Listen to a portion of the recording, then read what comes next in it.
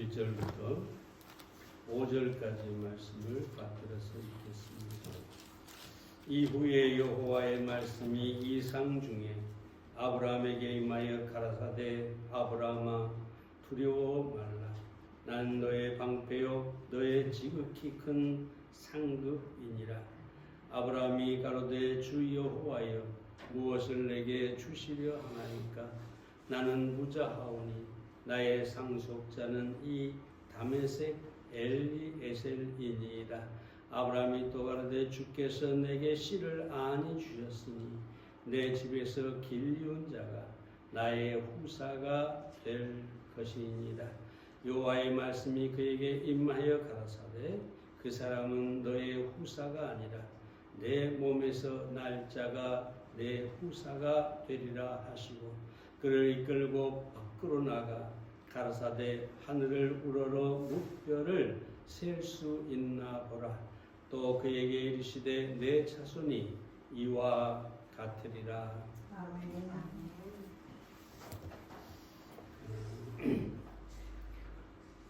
롯을 구한 전쟁을 치른 후에 하나님께서 아브라함에게 나타나셨습니다.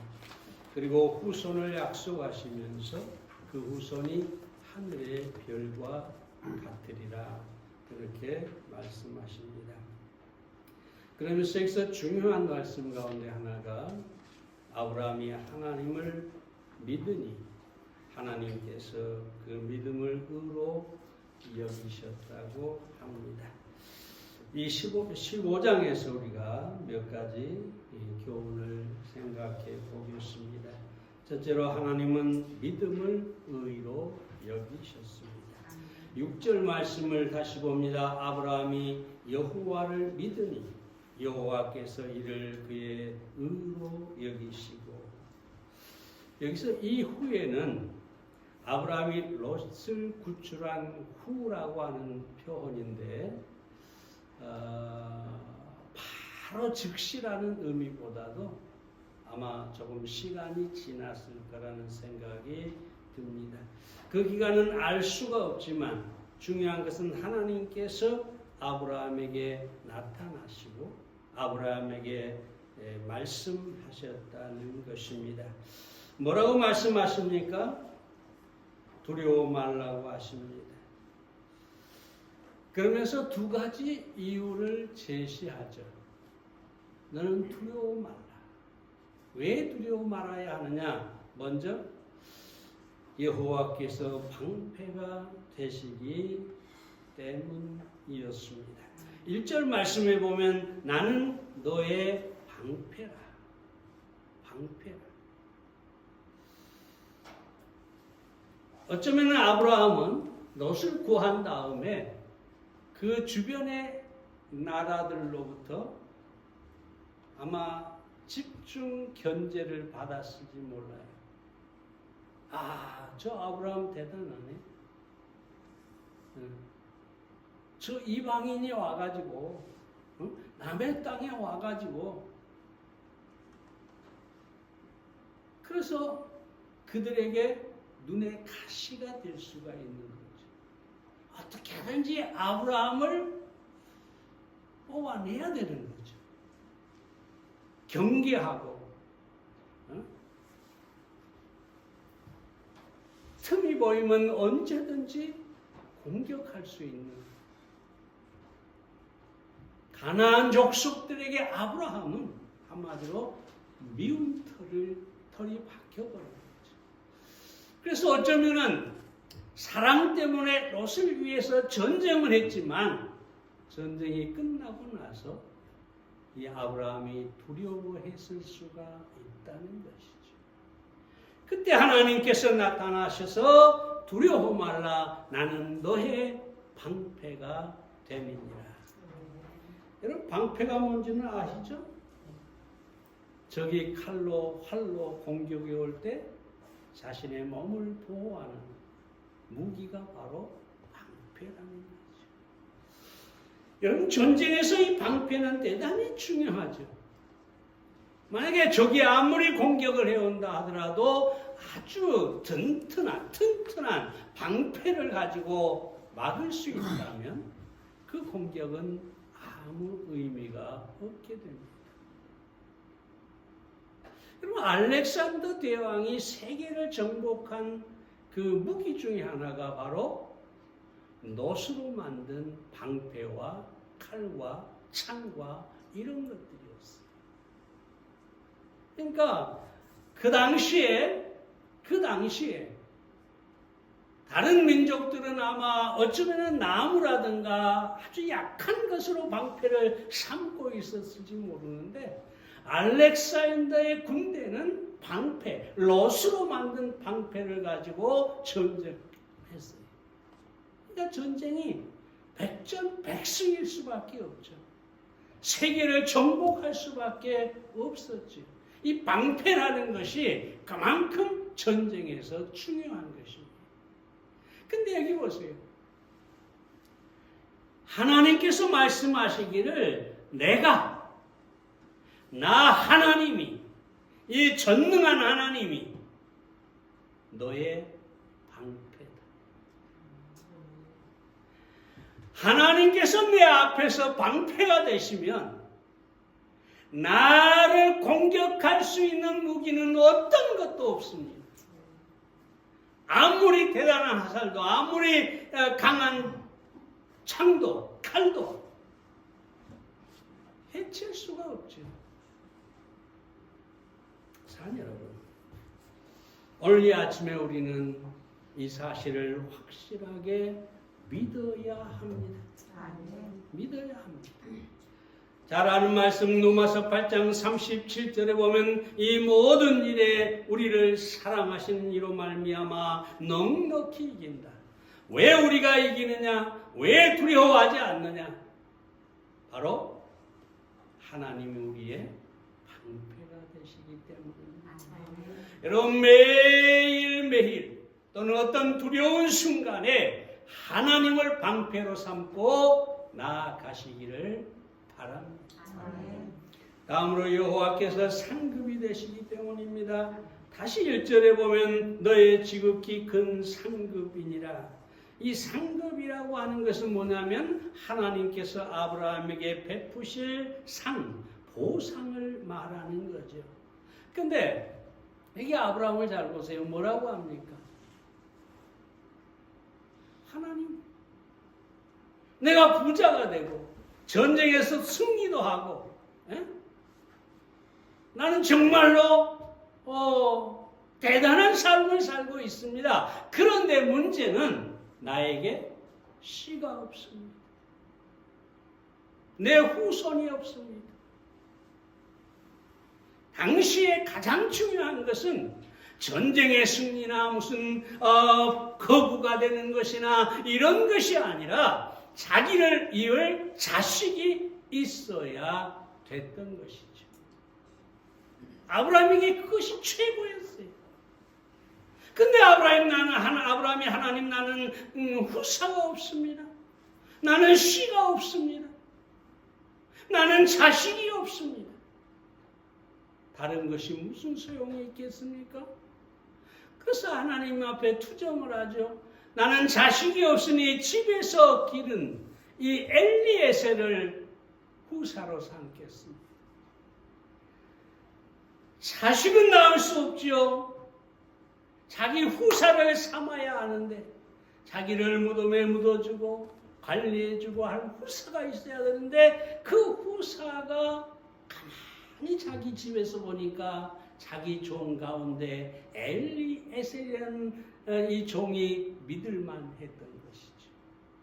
그래서 이 엘리에셀을 내가 내 후사로 삼겠습니다. 그러니까 하나님께서 뭐라고 합니까? 엘리에셀이 아니라 네 몸에서 너에게서 난 씨가 너의 후사가 될 것이다.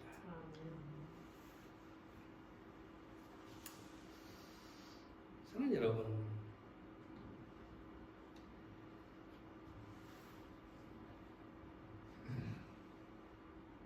아브라함은 이미 자신의 몸이 죽은 것과 같고 나이가 들어서 이제 자식을 낳을 수가 없고 로마 4장에 보면 사라의 몸도 죽은 것 같아서 이제 여자로서의 기능을 할 수가 없고 그래서 자식을 갖는 것이 전혀 불가능한 상황이 되어버린 것이죠. 이때 중요한 것이 바로 타협이라는 것이죠. 하나님, 이제는 틀렸으니 저 종을 나의 후사로 삼겠습니다. 우리가 믿는다 하는데 아무것도 이루어지지 않으면 그때 우리는 타협을 하게 됩니다. 믿음도 소용없구나. 하나님도 어쩔 수 없구나. 이제는 정말 내가 이 엘리에셀 이 종을 내 후사로 삼아야 되겠구나. 아브라함처럼 우리도 타협하게 되는 것입니다. 그러나 하나님은 단호하게 말씀하시죠. 네 몸에서 난 씨가 너의 후사가 될 것이다. 이때 아브라함에게 요구되는 것은 무엇입니까? 오직 하나, 하나님을 믿는 믿음입니다. 하나님께서 내 몸에서 난 씨가 너의 후사가 될 것이다 하신 그 말씀을 믿는 것입니다.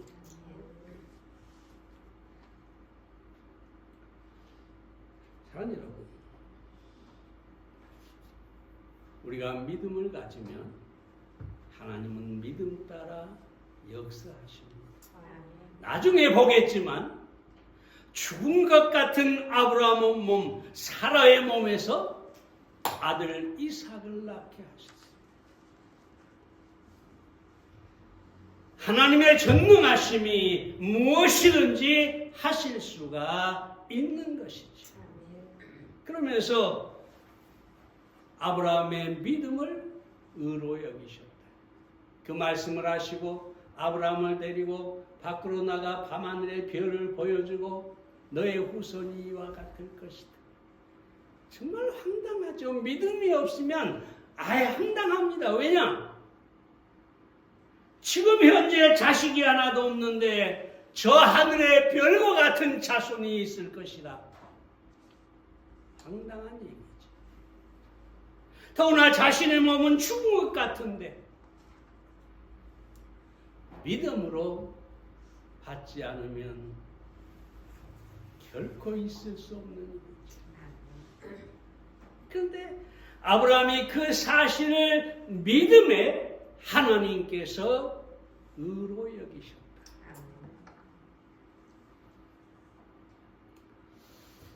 여기서 한 가지 잠깐 짚고 넘어가겠습니다. 어떤 사람들이 이 말씀이나 또는 아벨의 제사에서 믿음만 있으면 된다. 믿음만 있으면 의롭게 되고 믿음만 있으면 구원을 얻게 된다. 심지어 어떤 사람은 그러죠. 저 북한에서 어떤 사람이 하나님이 계시면 하고 막 하늘에 대고 기도를 했는데 거기에서 살아났다는 거죠. 자유를 얻게 됐다는 거죠. 그러면서 뭐라고 하냐면 어떤 목사가 말하기를 바로 그 믿음이 이 자매를 구원했다. 맞는 말일까요? 엉터리입니다. 전혀 아니죠. 제가 지금 여러분에게 무슨 말씀을 드리려고 하냐면은 믿음은 반드시 대상이 있어야 한다. 아브라함은 무엇을 믿었느냐? 하나님이 주신다고 하는 후사를 믿었습니다. 그럼 이 후사가 누굴까요?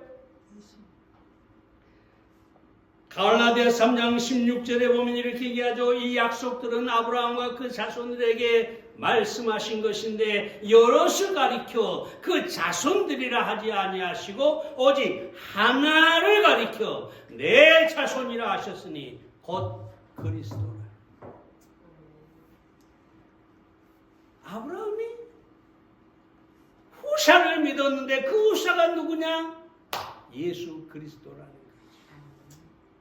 아니 목사님, 이 아브라함이 있을 때는 이 예수님이 태어나지도 않았는데 무슨 말씀하십니까? 중요한 것은 예수님은 그때도 계셨다는 것입니다. 하나님이시기 때문에. 그래서 여기 요한복음 잘 아는 8장 56절에 보면 너희 조상 아브라함은 나의 때 볼 것을 즐거워하다가 보고 기뻐하였느니라. 잘 보세요. 예수님께서 하신 말씀이에요.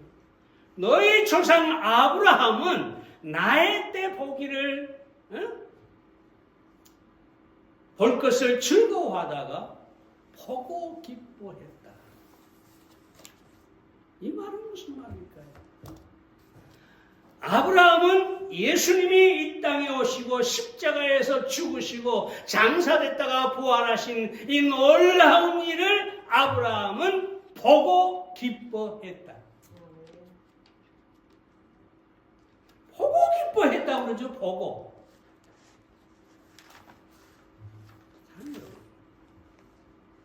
무엇으로 보았을까요? 믿음으로 본 것이죠. 그래서 그 믿음을 의로 여기신 것입니다. 잘 들으세요. 믿음만 가지면 된다. 절대 아닙니다. 여기에서 뭐가 나오느냐? 타원론, 종교 타원론이 나오는 겁니다. 뭐 어떤 종교를 믿든 미신을 믿든 무엇을 믿든 믿음만 있으면 구원받을 수 있다. 여러분 마귀의 주장입니다. 심지어 어떤 목사들이 이렇게 주장합니다.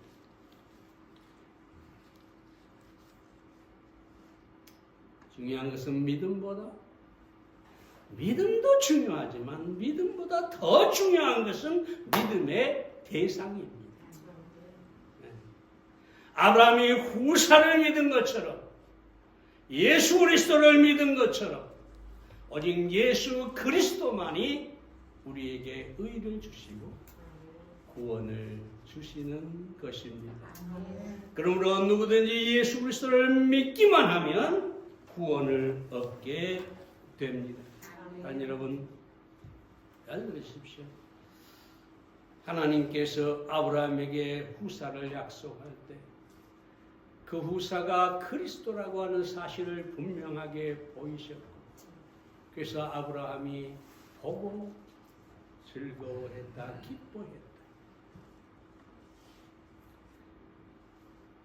여러분 누구든지 예수 그리스도를 믿기만 하면 구원을 얻고 아무것도 두려워할 필요가 없다는 사실을 아시기 바랍니다.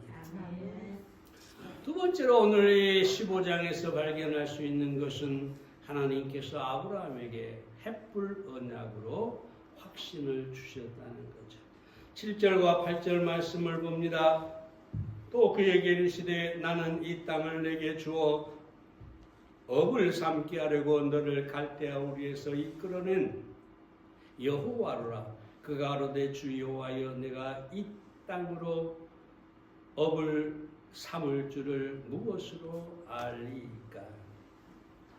하나님께서 후사를 주실 뿐만 아니라 이제 아브라함의 후손에게 가나안 땅을 주시겠다고 약속을 하신 것이죠. 그러니까 아브라함이 내가 무엇으로 알 수 있습니까? 그러니까 9절에서 하나님께서 3년 된 암소와 3년 된 암염소와 3년 된 수양과 산비둘기와 집비둘기 새끼를 취하라.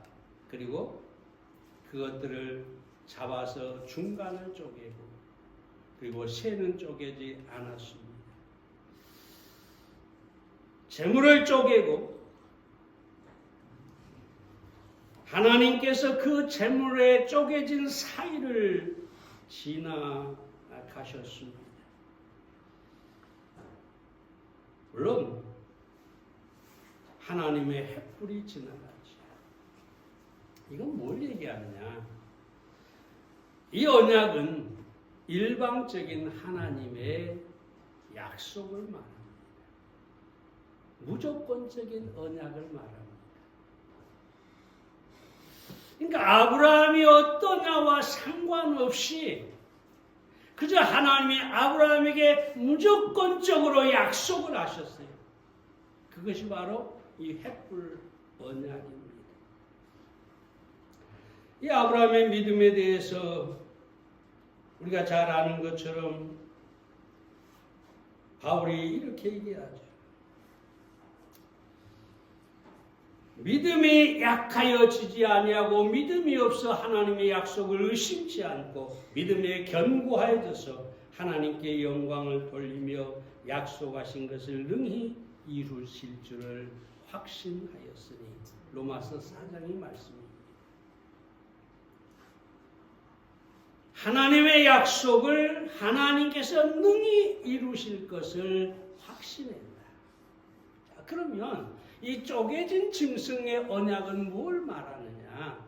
바로 우리 주님의 십자가의 사건을 말해 주는 것입니다. 여러분, 예수님께서 십자가에서 우리를 위해 죽으시고 장사되고 부활하셨어요.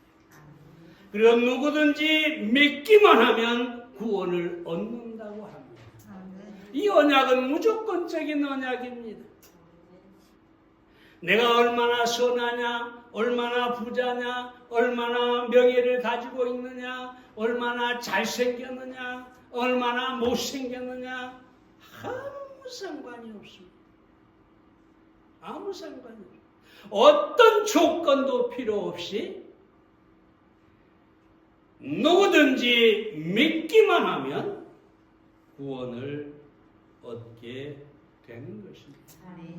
성경에 보면 여러분, 하나님의 약속은 두 가지가 있죠. 하나는 조건적인 언약. 네가 이렇게 하면 내가 너에게 복을 주겠다.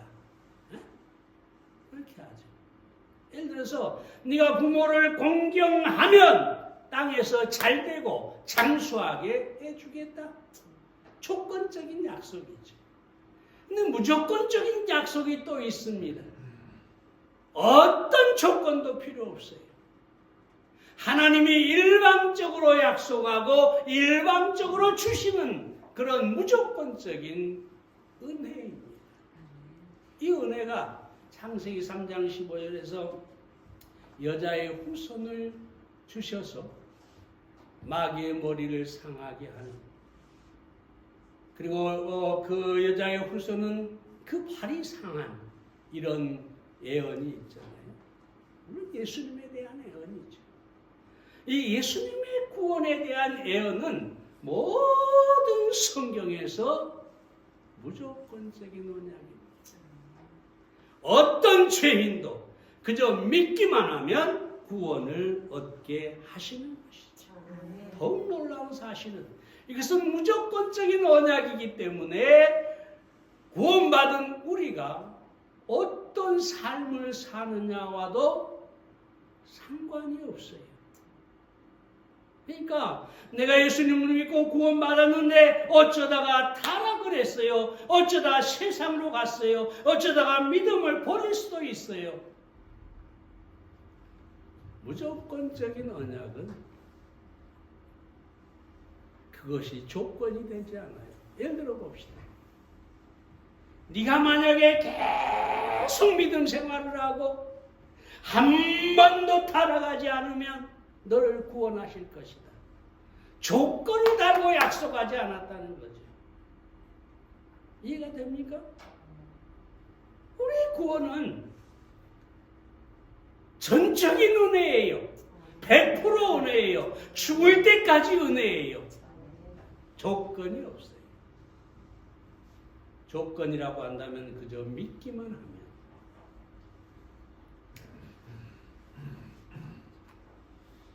데살로니가서 5장 24절에 보면 이렇게 얘기하죠. 너희를 부르신 이는, 그러니까 너희를 구원하시는 이는 미쁘시니 신실하시니 변화가 없으시니 그 말이죠.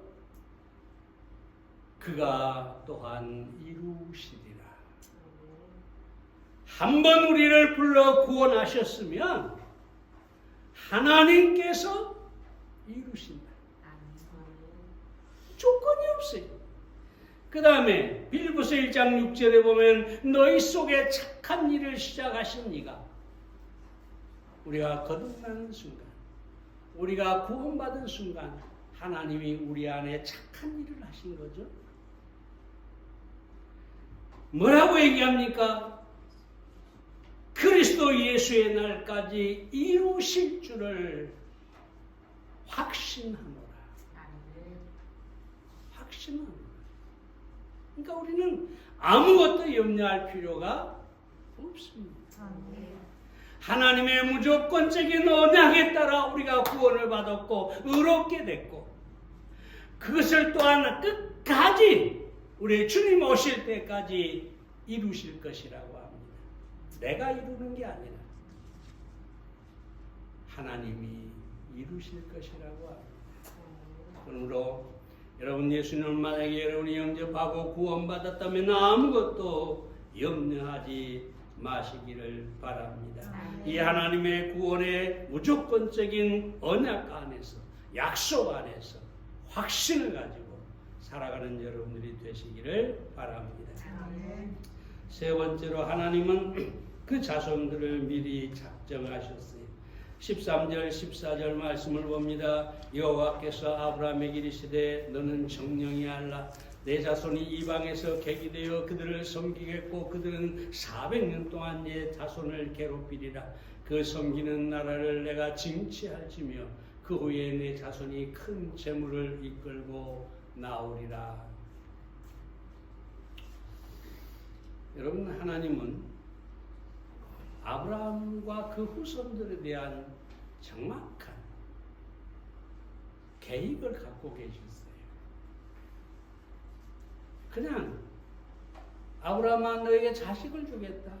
그 자식이 그냥 큰 하늘의 별과 같은 큰 민족이 될 것이라 그렇게 말씀해 놓고 마신 것이 아니라 400년 동안 애굽에서 그들을 섬기다가 거기서 큰 민족을 이루어 나올 것이다.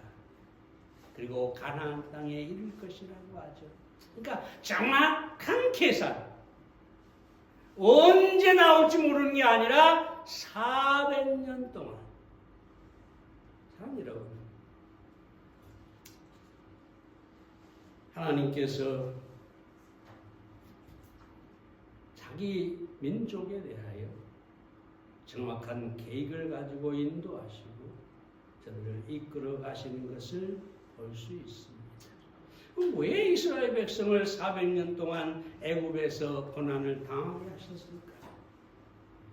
먼저는 가나안 땅에 들어가서 그들을 정복하고 지배할 강하고 큰 민족을 이루기 위해서. 여러분, 애굽이라고 하는 것은 나일강이 있어서 모든 게 풍요롭습니다.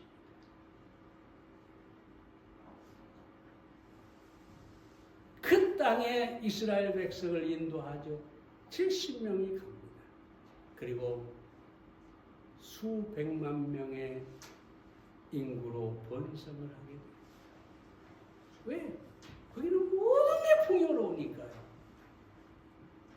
그래서 잘 먹고 잘 살면서 애굽 사람들이 보니까 아주 그 자식을 낳는데 뭐랄까요? 정신이 없이 나요. 이스라엘 백성들이. 그러니까 엄청나게 번성을 하니까 혹시 저들이 너무 번성해서 우리를 지배하는 게 아니냐. 아니면 외적이 침입해 올 때 그들 편에 들어서 우리를 망하게 할 것이 아니냐. 바로가 너무 들어와가지고 그들에게 무거운 짐을 맡기죠. 벽돌을 만들게 하고 자식이 나오면 남자아이면 무조건 죽이거나 나일강에 던져서 악어에 밥이 되게 하고.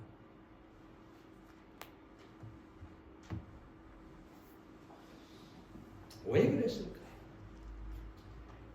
기본적으로 애굽에서 그 풍요로운 땅에서 번성하게 하기 위해서, 또 하나는 그 고난을 통해서 이스라엘 민족을 단련하고 강하게 하고 하나님을 의뢰하게 하기 위해서 그렇게 고난을 허락하셨다는 것을 보게 됩니다.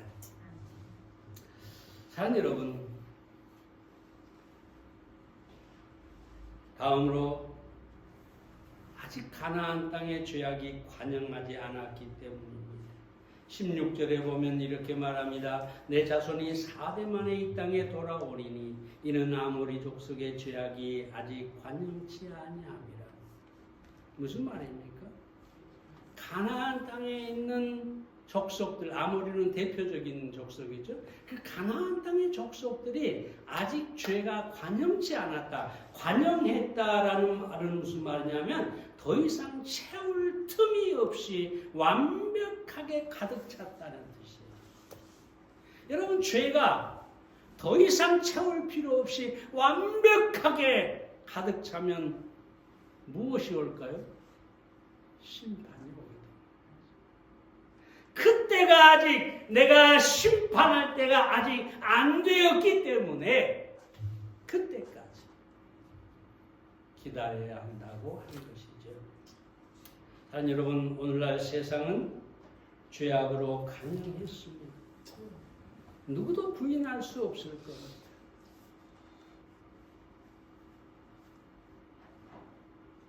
옛날에는 그저 동성애 하면 사람들이 손가락질을 했는데 지금은 합법화됐어요.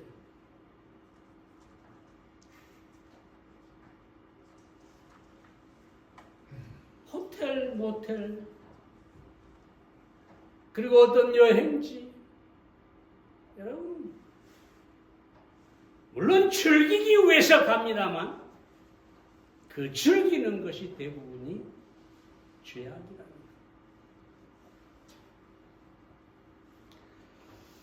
더 길게 얘기하지 않겠습니다. 요즘은 심지어 차별금지법 때문에 난리인데,